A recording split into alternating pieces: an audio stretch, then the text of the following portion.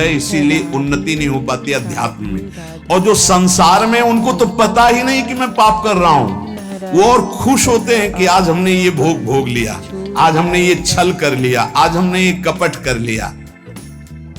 कामना से कर्म होते हैं, कामना जितनी बढ़ती जाती है पाप कर्म उतना ही बढ़ते जाते हैं। शास्त्र के विरुद्ध मनमानी आचरण में पाप ही होता है। शब्द याद कर लो, शास्त्र आज्ञा के विरुद्ध मनमानी आचरण में सदैव पाप ही होता है। ये विकर्म बड़ा भयावह होता है और ये भारी दंड देता है, और ये कभी नष्ट नहीं होता। नष्ट तो भगवान कर सकते हैं केवल। ये आकाश में छाया हुआ शत्रु समझो, जिस समय इसका समय आएगा उसी समय भयानक घटना रूप बन जाएगा, ये रोग रूप बन जाएगा। किसी की भी बुद्धि में बैठकर आपका अहित करो, बड़ा विचित्र स्वरूप है। कोई पूछ रहा था कि भाई भगवान के यहां तो बहुत नरक भोगवाएं, फिर यहां जन्म दें और कष्ट दें, ऐसा एक पाप कर्म है? अगर इस सृष्टि में, भारत में तुम एक कोई पाप कर्म तुम्हारा प्रकाशित हो जाए कि एक हिंसा की, एक बेविचार किया, एक छेड़ा, तो उसकी सजा देख लो जाके कानून में। बोले 20 वर्ष की जेल और 1 लाख रुपया जुर्माना। इसके बाद जुर्माना क्यों, जब उसको सजा दी जा रही है तो जुर्माना कैसे दे? उसको सजा दे दी, नहीं कानून है, ऊपर से है जुर्माना। तुमने ऐसा किया 7 साल की जेल, 50,000 जुर्माना देना पड़ेगा। ऐसे ही नरक भोग और इसके बाद पुनः तिर्यक योनियों में जन्म और उसका दंड, ये जुर्माना। खेल तमाशा समझो। लाखों पाप ऐसे हैं जो तुम्हारे प्रकाशित नहीं हुए, हमारे प्रकाशित नहीं हुए। अगर भगवान की प्राप्ति नहीं होगी तो एक एक सेकंड के कर्म का भोग भोगना पड़ेगा। ये कब तक चलता रहेगा? जब से सृष्टि रची गई आज तक चल रहा है। तो इसलिए मुझे मनुष्य शरीर से तत्वबोध या भगवत प्राप्ति अत्यंत आवश्यक है। ये काम करने के लिए हमारे कर्मों को भोगना ही पड़ता है, चाहे जहां भाग के जाओ। किसी ने प्रश्न किया था कि आपने कहा देवराज इंद्र ने अहिल्या के साथ गलत व्यवहार किया, तो आपने ये नहीं बताया उसको दंड क्या मिला। क्योंकि दंड का विषय नहीं चल रहा था, विषय चल रहा था कि भोगाकर्षण कितना प्रबल होता है कि हजारों लाखों अप्सराओं का स्वामी भी, देवराज इंद्र भी, एक मुनि की कुटिया में जाता है और वहां ऐसे गंदे भाव से गौतम ऋषि का वेश धारण कर अहिल्या जी का, तो उसको जानते हो क्या दंड मिला था? उसको 1000 भग हो जाए तुरंत साप मिला था। तुझे भग से, भग माने योनि, तुझे योनि से बहुत प्यार है, तू देवराज इंद्र है, तू जो चाहे कर सकता है, तो देख मैं अभी तुझे दंड देता हूं। गौतम ऋषि ने कहा सहस्त्र भगधारी हो जा। पूरे शरीर में हजारों योनियां हो गई और हर योनि से महान दुर्गंध, अब बैठ त्रिभुवन पति बन करके चरणों में लौट गए। 1000 योनि पूरे शरीर में, योनि और दुर्गंध युक्त घृणास्पद घोर नरक समझो, घोर नरक। चरणों में गिर गए, महाराज त्रुटि हो गई, आप भगवत स्वरूप ऋषि हो, आप बड़े दयालु, बहुत विनय की। तब का भोग तब तक जब तक भगवान रामावतार में नहीं आते। जब श्री राम अवतार लेंगे तो उनके दर्शन के लिए ब्रह्मादि सब देवता उपस्थित होंगे, तू भी उपस्थित होगा, तब यही भग 1000 नेत्र रूप में परिणित हो जाएंगे। ये दंड मिला था। तो जानते हो सिंहासन में बैठने से शर्म आती थी और महल में रहते थे अमरावतीपुरी में, निकलना मुश्किल था क्योंकि 1000 भग खुला उनके शरीर में बने हुए थे। कर्मणों गहनो गति, गहन है कर्म की गति, भोगना पड़ेगा। एकमात्र श्री भगवान क्षमा कर सकते हैं, दूसरा कोई नहीं। आम त्वाम सर्वपापेभ्यो मोक्षयिष्यामि मा शुचा। कामना जब उपासक के अंदर होती है तो ना चाहते हुए भी उससे पाप कर्म हो जाता है। विकर्म से बचना है तो काम, कामना, वासना मन ते अति कर दूर। राधा राधा राधा, पर है बहुत कठिन, बहुत कठिन है। कामना के त्याग के बिना ये निषिद्ध कर्म, पाप कर्म, विकर्म, इससे बचा नहीं जा सकता। गहनो कर्मणो गति, कर्म की बड़ी गहन गति है। कौन सा कर्म बांधने वाला है, कौन सा कर्म मुक्त करने वाला है, इसका निर्णय करने में सब समर्थ नहीं है। जो भगवान में चित्त जोड़े हुए या स्वरूप बोध है, वही उन्हीं के द्वारा निर्णय माना जा सकता है। ये बड़े बड़े विद्वानों में भी गलती हो जाएगी निर्णय करने में। निर्णय में दो ही समर्थ हैं, या तो भगवत प्रेमी महात्मा या ब्रह्मबोध संपन्न ब्रह्म ऋषि। कर्म क्या है समझ गए? कोई भी कर्म करने के पहले जो फल आकांक्षा से प्रेरित होकर शास्त्र सम्मत किया जाता है उसे कर्म कहते हैं। अकर्म क्या है? जो तत्वबोध प्राप्त महापुरुष हैं, निर्लिप्त हैं, ममता रहित हैं, आसक्ति रहित हैं, उनके द्वारा हुआ कर्म अकर्म हो जाता है। वो फल नहीं देगा, वो बांधने वाला नहीं। विकर्म क्या है? जो कामना बढ़ी हुई मनमानी पापाचरण है उसे विकर्म कहते हैं, और ये बहुत भयावह है, ये दुर्गति का कारण है। इसी से नाना प्रकार के दुख भोगने पड़ते हैं। हेलो राजेश जी, मैं पुलिस थाने से बोल। श्री भगवान कह रहे हैं जो कामना से कर्म होते हैं वो कामना अधिक बढ़ जाने पर केवल पाप होने लगते हैं। जैसे धन की कामना से कर्म शुरू होते हैं, फिर धन की जब ज्यादा इच्छा हो जाती तो बेईमानी, चोरी, हिंसा, छल कपट, इसके करने में कोई भय नहीं रह जाता। अकर्म हमारे कर्म हो जाए ये बहुत जरूरी है। अकर्म, उसके दो ही उपाय हैं, या तो निर्लिप्त, फलासक्ति रहित, ममता रहित, ये तो स्वरूप बोध महापुरुष में होता है। तो एक सरल उपाय है, अपने शास्त्र सम्मत कर्तव्य कर्मों को फलेच्छा का त्याग करके श्री भगवान को समर्पित कर दो। राधा राधा जपो, नहीं बहुत यहां जो भी करोगे उसका दंड मिलेगा। महाप्रभु हरिवंश चंद्र जी कहते हैं, जैसी हरिवंश नरक गति दुर्भर, यम द्वारे कटियत नक छीके। छींक दिया उसका भी है, कहां छीका, किस जगह अंगुली उठाई, किस लिए? एक एक चेष्टा का तुम्हारे कहने से थोड़ी होगा। अरे कहीं कुछ नहीं, ये बावरे लोग हैं, इनको क्या पता है। जब दंड मिलते हैं तब इनको समझ में नहीं आता कहां से मिल रहा है दंड। अजर अमर हो, अविनाशी हो, शरीर को लेकर के देहाभिमान से बात कर रहे हो, कोई भगवान नहीं, कोई नहीं। तुम्हारे आंख मूंदने से हो जाएगा क्या? इस अपराध का दंड है। ऐसे ही यहां जो पापाचरण कर रहे हो, कोई भगवान नहीं। इसका जब हिसाब आएगा तब तुम्हें पता चलेगा। करुणा निधान स्वामी ने ये जन्म तुम्हें अपनी तरफ से करुणा करके दिया है कि तुम मुक्त हो जाओ। उपासक को चाहिए कि कामना का नाश करके, विकर्म का नाश करके अकर्म हो जाए, तभी वो जीवन मुक्त होता है। कर्मण्य कर्म यह पश्येद कर्मणि च कर्म यह, सा बुद्धिमान मनुष्येषु स युक्तः कृष्ण कर्म कृत।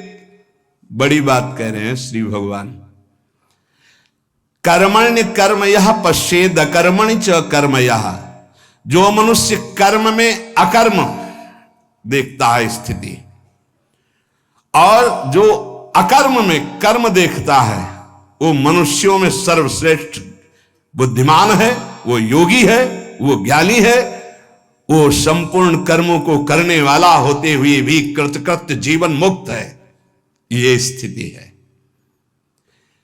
कर्मण्य अकर्म यह पश्येत, कर्म करते हुए भी अकर्म स्थिति, कर्म करते हुए भी निर्लिप्त रहना।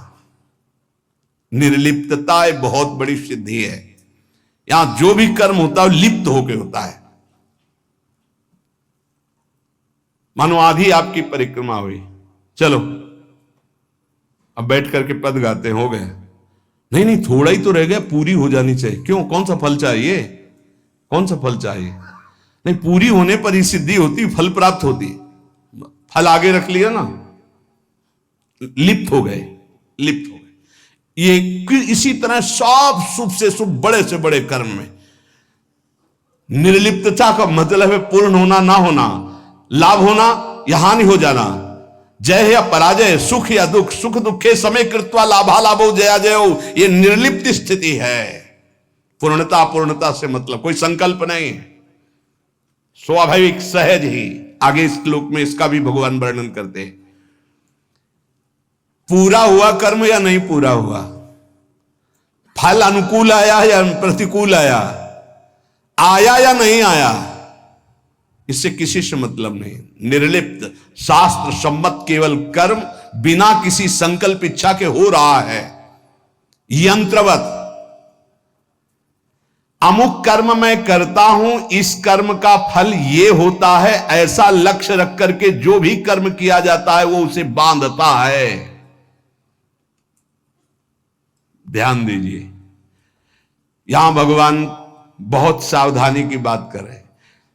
अमुक कर्म मैं करता हूं, इस कर्म का ये फल है, ऐसी भावना रखकर जो भी कर्म किया जाता है बड़े से बड़ा, वो उसे बांधता है, ना कि मुक्त करता है। प्रत्येक कर्म का आरंभ और अंत होता है, शुरू और विश्राम होता है, इसलिए उसका फल आरंभ और अंत वाला होता है। परंतु हमारी जो दुख निवृत्ति होगी वो नित्य पद में होगी, जो निरंतर है, आनंदमय है, सच्चिदानंदमय है, वो अंत आदि वाला नहीं है। क्रियाएं सब आदि अंत वाली हैं, परिवर्तनशील हैं, उनके फल परिवर्तनशील है। पर जीव फल की इच्छा रख करके ही हर कार्य करता है। अंदर की बात है, बिना फल की इच्छा किए तुम कोई कार्य नहीं करोगे। आज ऐसा करते हैं, पहले फल आएगा उसका, इसका फल क्या होगा, ये चलो ऐसा करते हैं। इसलिए भगवान कहते हैं कर्मण्य कर्म यह पश्चेत, जो कर्म करते हुए अकर्म कर दे, उसको फल देने लायक न रखे, तभी जीवन मुक्त होगा। क्या कर्म होगा, निर्लिप्त, अनासक्त, फल की इच्छा रहित। हो रहा है, हो गया तो जय जय, नहीं हुआ तो जय जय, हमें कोई फल थोड़ी चाहिए था। स्वाभाविक एकदम, कितनी अखंड प्रसन्नता, परम विश्राम। लेकिन ये बात जब तक स्व का बोध नहीं है तब तक नहीं होगा, वो बहुत परेशान हो जाएगा, चिंतित हो जाएगा। फल की इच्छा ना रखने से नया राग उत्पन्न नहीं होता, नया राग उत्पन्न ना होने से वो बंधन मुक्त हो जाता है। ये कैसे समझ में आएगा, बहुत कठिन है ये समझ में आना। साधक सर्वथा वीतराग तभी होगा जब उसका नया राग उत्पन्न ना हो। वीतराग महापुरुष के सारे कर्म अकर्म हो जाते हैं। जीव का जन्म, जीव का मरण, जीव को भोग प्राप्ति कर्मों के अनुबंध से होता है, इसी कर्मों के बंधन से।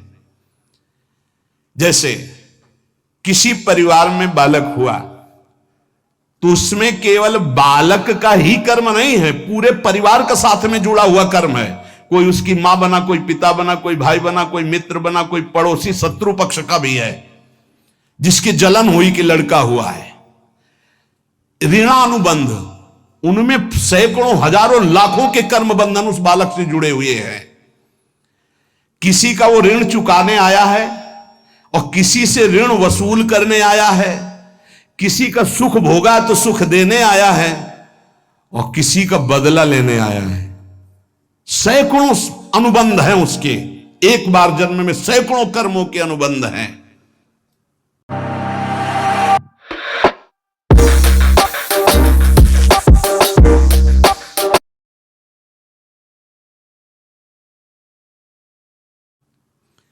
अनेक जन्मों में अनेक लोगों से किया हुआ कर्म उसको भोगना होता है। ये लेन देन का, दुख सुख का, जन्म मरण का व्यापार बहुत समय से चलता आ रहा है, इसको बंद करने का अवसर आ गया है। जन्म मरण से छुटकारा मिलने के लिए हमको मानव देव सत्संग मिला है। इसको बंद करने का उपाय है आगे के लिए कर्जा लेना नहीं, और जिनको कर्जा दे दिए हैं उनका माफ कर दें या वापस ले ले, दुकान बंद करे चले। लेना ना देना, मगन रहना, दोनों बात करनी पड़ेगी। या तो माफ करो, प्रभु से प्रार्थना करो कि जिनको हम दिए हैं हमें कभी नहीं लेना, हमें नहीं लेना, क्योंकि लेने आना पड़ेगा। हे नाथ क्षमा करो, हमने माफ किया और हमको माफ करो। जिनको हो तो प्रभु सामने भेजो और सेवा करवा दो, और या फिर माफ करो। अब लेने देने से हमें मुक्त करो, प्रभु ही करते हैं। जिनसे सेवा करवाई है सेवा करनी पड़ेगी। नया ऋण लेना बंद करो, पुराना ऋण चुका दो, सेवा कर दो, सेवा ले मत। ऋणानुबंध लेने देने का व्यापार अगर बंद हो गया तो तुम मुक्त हो जाओगे, जन्म मरण बंद हो जाएगा। जैसे दुकानदार अपनी दुकान खत्म करना चाहता हो तो उसे दो काम करने पड़ेंगे। जिसको देना है उसको तो पक्का दे दो, देना ही पड़ेगा, नहीं तो दुकान हटाने के बाद भी वो लेगा तुमसे। तुम वही दुकानदार हो ना, 100 रुपया लो हमारे, तुमने लिए थे, देना पड़ेगा। लेने में क्षमा कर सकते हो कि हमें नहीं चाहिए, पर देने में आपको देना होगा। जिससे लेना है उसे तो तुम क्षमा कर सकते हो, जाओ हमने माफ किया, लेकिन जिसको देना है वो देना है। नहीं, वो तो कहीं भी दुकान खत्म करने के बाद भी मिलोगे तो तुमसे ले लेगा।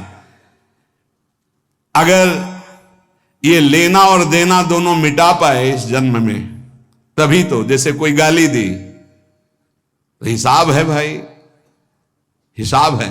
अब हृदय में पीड़ा हुई ना तो हमने पहुंचाई होगी पीड़ा।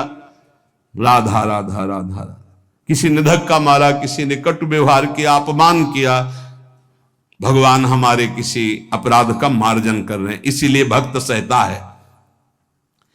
अपने लिए अब किसी से कोई ऋण ना ले, सेवा किसी भी तरह का कुछ भी ऋण, ये ध्यान रखो। यहां से जाना है, हमें यहां से जाना है। शरीर से प्रेम ना अपने करो ना किसी और के करो, ये छूटने वाला है, जाने वाला है। कब जाएगा अब इसका पता नहीं, शाम के जाएगा कि कल सुबह जाएगा कि दोपहर जाएगा, 10 वर्ष में जाएगा कि 5 वर्ष, जाना है। जब हमें जाना है इस देश से तो फैलावा काहे को फैलाओ, समेट के अटैची बिल्कुल तैयार। मरने से सब जग डरा मेरो मन आनंद, कब मरी हो कब भेटी हो पूर्ण परमानंद। समझ में आ रहा है? मरने वाली अब शकुन वाली बात घर में अगर चला दे तो फिर बहुत ही, ये आखिरी मृत्यु होनी चाहिए। पर घर परिवार में बातें अब शकुन मानी जाती हैं, मरने की बात नहीं। क्यों? क्योंकि फिर पापाचरण में रति नहीं होगी अगर मरना दिमाग में रहेगा। नारायण स्वामी ने कहा 2 बात दिमाग में रख लो, एक नारायण को, दूसरी मृत्यु को। क्योंकि जाना है यहां से तो गंदी कमाई काहे को करो, अच्छी कमाई भगवान नाम, दूसरों को सुख प्रदान करना। संसार से जो तुमने ऋण लिया है, अब हम किस किस को जाने किस किस जन्म से क्या लिया है। तो सरकार कह रहे हैं अहम त्वाम सर्व पापेभ्यो मोक्षयिष्यामि मा शुचा। श्री कृष्ण की शरण में हो जाओ, वो लेना देना दोनों का हिसाब कर देंगे। मालिक, नौकर का ऋण मालिक चुकाता है, सेवक का बंधन मालिक मुक्त करता है। कोई भी गड़बड़ी हो जाए तो आगे मालिक को आना पड़ेगा। अगर सही ईमानदार मालिक है तो छाती आगे लगे, नहीं मुझे मार लो, इसको छोड़ दो, जो भी कहो वो मैं दंड स्वीकार कर, इसको छोड़ दो। तुरंत विभीषण पाछे मेला, सन्मुख राम सहयो सोई सेला। ये हमारे स्वामी का स्वभाव है। सेवा भजन जप ध्यान समाधि, अगर ये अपने लिए है तो बंधन बहुत जोर का भी रहेगा समाधि तक, और अगर ये जगत मंगल के लिए है तो लेना देना खत्म हो जाएगा इसी से। ये भी अपने लिए नहीं है। अब आप ये भी समझ लीजिए, कह रहे सेवा भजन जप ध्यान समाधि ये जगत जगदीश स्वरूप है, इनके लिए है। जो भजन कर रहा हूं, सर्वे भवन्तु सुखिना सर्वे सन्तु निरामया, अगर इसका सुख मेरे लिए है तो फिर आओ यहां।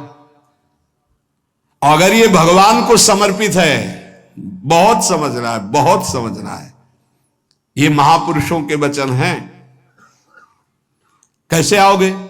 देवराज इंद्र, बड़े बड़े देवता, बड़ी बड़ी पदवियां, बड़े बड़े वैभव, ये सब साधन भजन करने वाले को तो मिले। मानो जो इसी देश के बड़े बड़े पदों में है सब पुण्यात्मा है, इनका तप हुआ है। अब जो किया जाएगा वो आगे की फसल है, लेकिन पीछे की बहुत जोरदार फसल है। अगर मुक्त होना चाहते हो तो भजन भी अपने लिए नहीं है। तो दीहम वस्तु गोविंदम तो भ्रमेयो, लेना न देना मगन रहना, जीवन मुक्त हो गया। अब आपको लगेगा, जानते हो कैसे बात करते हैं महाराज, आज से एक माला आपके लिए कि आपका रोग ठीक हो जाए, और 10 हमारी, एक माला सिर्फ आपको देंगे।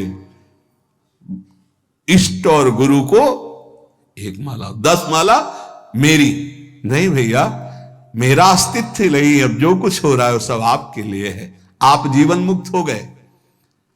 ये बड़ा सूक्ष्म विषय है, बड़ा सूक्ष्म विषय। जीवन मुक्त होने के लिए आना न जाना, सेवा भजन जप ध्यान समाधि, ये केवल संसार के हित के लिए है। कहेंगे माला के घुमाए, इतना कष्ट सहकर माला घुमा रहे हो, करे दूसरों के मंगल के लिए है। यही है लेना न देना मगन रहना, इसी से सब कर्जा मिट जाएंगे। भजन करने से सबके कर्जे निपट जाएंगे, जन्म जन्मांतर के जो हैं। नहीं कहां तक देंगे हम? कोई पीट रहा है, किसी को पीट रहे, सब हिसाब किताब हो रहे। कभी गर्भई में नष्ट हो गए, कभी जवानी में, कभी ये, कितना प्रपंच है। जब तक किसी के भी साथ संबंध रहेगा तो इस प्रकृति में आना पड़ेगा। Here's a look at my week on Facebook gaming. Monday morning, I play puzzle games. On Tuesday, I choose.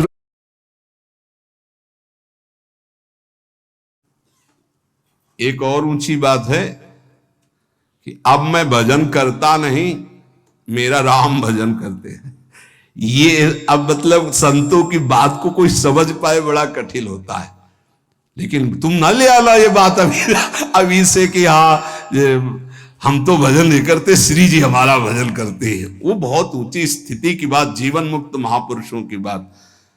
भला ये बात पचेगी कि आज से जितने माला करेंगे, पाठ करेंगे, भजन करेंगे, वो सब अड़ोस पड़ोस में बट जाएगा, तुम्हारे लिए नहीं रहेगा। हम क्यों जाए फिर बाणी पाठ में, हम क्यों माला चलाएं, इतनी परेशानी होकर माला चला तो मेरे लिए नहीं है। इसका मतलब समझते हो? इसका गूढ़ मतलब है, एक माला जपा और कह दिया कि सबका मंगल हो, तो सबके मंगल का जो फल है वो आपको भगवत प्राप्ति करा दिया। समझ रहे हो? ये आंतरिक रहस्य है संतों का। 1 रुपया फेंको और 1 अरब रुपया एक साथ फायदा ले लो। फायदा हुआ कि नहीं हुआ? अगर 1 रुपये में 1 अरब, तो भारत में तो जनसंख्या कितनी है? 140 करोड़ है। यह तो केवल मनुष्यों की हुई। और दीमक की कितनी जनसंख्या है? पशु पक्षियों की, चींटी की, कितने जीव हैं? सर्वे भवन्तु सुखिनः। भजन किया, साधना हुई, सर्वे भवन्तु सुखिनः, तो सबका कृपा प्रसाद मिला और वो भगवान को प्राप्त हो गया। समझ रहे हो? भगवत प्राप्ति, सबका कृपा प्रसाद मिला। भूल चूक से लेन देन जिसके साथ हो चराचर जगत में, सबका खत्म। क्योंकि भगवान नाम जप करके सर्वे भवन्तु सुखिनः, हम अपना भजन सबको देते हैं। तो उससे क्या हुआ? सबके हृदय में बैठे हुए मेरे आराध्य देव राधा वल्लभ लाल जी मुस्कुरा दिए, हमारा काम हो गया। अब समझ में आई बात? अगर ये ना कहें और कह दे कि संसार के लिए भजन करो, इतना कठिन काम भजन हम दूसरों के लिए करें, हम अपने कल्याण के लिए करेंगे। अपना कल्याण तभी होगा जब सबसे लेना देना खत्म हो जाएगा, और वो तभी होगा जब सबके लिए हम भजन करेंगे। पता नहीं हमारा किससे क्या संबंध का, किस जन्म का कौन सा ऋणानुबंध है। तो सर्वे भवन्तु सुखिनः, सर्वे सन्तु निरामया, सबसे मुक्त हो गए और भगवत प्राप्त हो गए। ये बड़ा सूक्ष्म विषय है।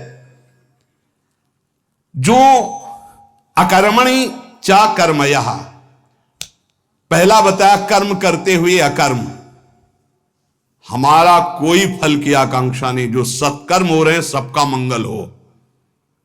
अकर्म ही है वो उसे फल नहीं दे पाएंगे, उसे बांध नहीं पाएंगे।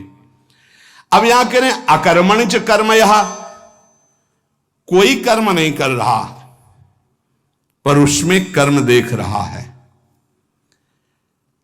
वो निर्लिप्त महापुरुष कोई कर्म नहीं कर रहा लेकिन उसका मंगल हो रहा है पूरे जगत का। उससे वो जहां से निकल रहा है, उसका जो दर्शन कर रहे हैं, जो वायु स्पर्श कर रही, जो संभाषण हो रहा है, जिसका पानी पी ले रहा है, जिसका भोजन पा ले रहा है, सबका मंगल हो रहा है। वो कोई मंगल का संकल्प नहीं कर रहा लेकिन सबका मंगल हो रहा है। जैसे सुगंधित वायु बिना प्रयास के सबकी घ्राणेंद्रिय को सुख पहुंचाती है।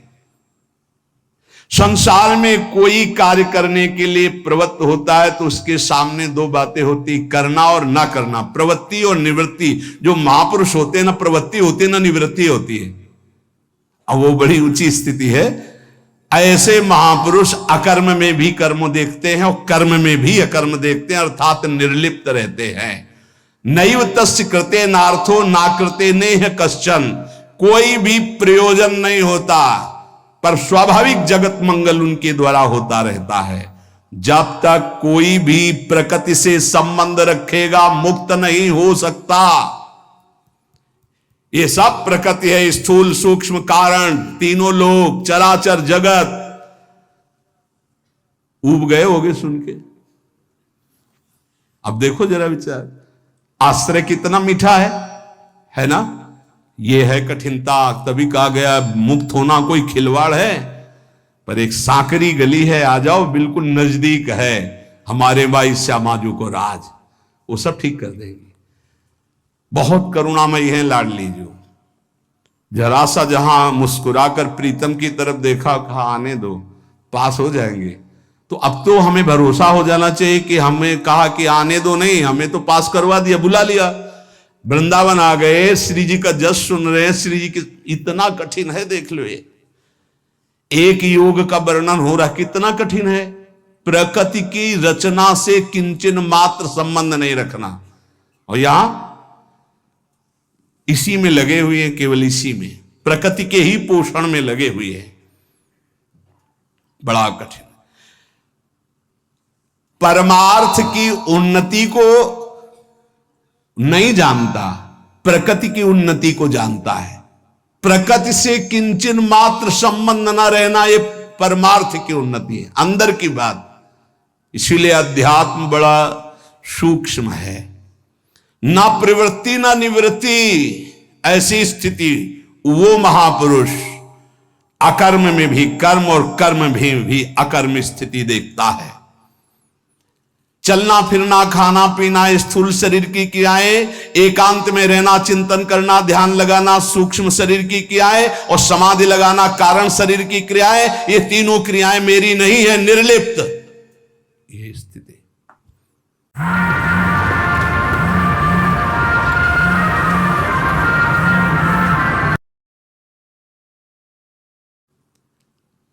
उस महापुरुष के द्वारा सारे कर्म अकर्म होते हैं। इसीलिए योगस्था कुरु कर्माणि। सबुद्धिमान मनुष्येषु, वही बुद्धिमान है जो कर्म में अकर्म और अकर्म में कर्म को देखता है। सायुक्तः, जो सिद्धि असिद्धि में, जय विजय में, लाभ हान में, सुख दुख में समान रहता, वो भगवत प्राप्त महापुरुष होता है। परंतु जब तक कुछ पाना शेष है तब तक आना और जाना भी शेष है।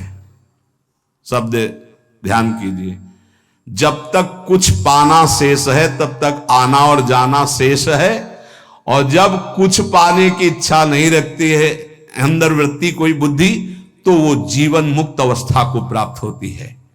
नाशवान शरीर से संबंध रखने वाला पाने की इच्छा रखता ही है। जब शरीर संबंध छूट जाता है तब परमात्मा की प्राप्ति होती है।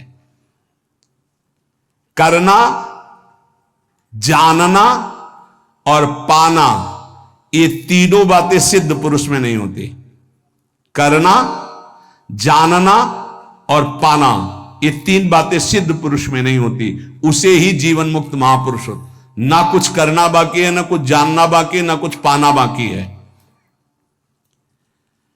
वो इस अशुभ संसार से मुक्त हो जाता है। यस्य सर्वे समारंभा काम संकल्प वर्जिता ज्ञानाग्निदग्ध कर्माणम तमाहो पंडितम बुधा। भगवान इस श्लोक में वर्णन करते हैं कि जिसका बिना किसी संकल्प के, कामना की, बिना किसी कामना के संपूर्ण कर्म हो रहे हैं, वो कर्म ज्ञान रूपी अग्नि में जलकर भस्म हो जाते हैं, वही जीवन मुक्त, वही पंडित, वही बुद्धिमान।